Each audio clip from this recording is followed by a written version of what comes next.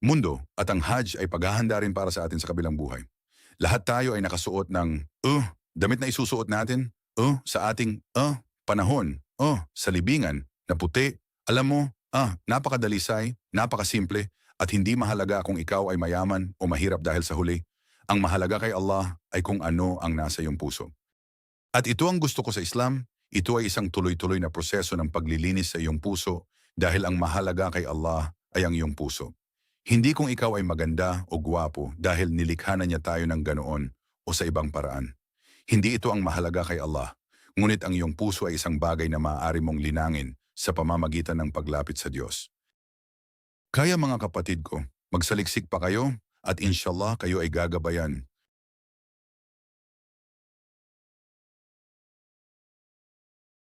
Kamakailan ay biniyayaan kaming masaksihan ang shahada, ang pagpasok sa Islam ng isang babaeng Pilipina. Siya ay 35 taong gulang, gaya ko, at ilang araw lang ang nakalipas. Binigkas niya ang shahada sa aming tahanan.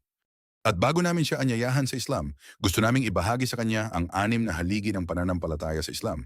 Siyempre, kailangan mong maniwala, una, sa Diyos. Makatuwiran yon. Kailangan mong maniwala sa Diyos. Kailangan mong maniwala sa lahat ng kanyang mga katangian. Dapat kang maniwala na hindi siya nilikha at wala siyang anak. Alam mo, siya ang lahat, di ba?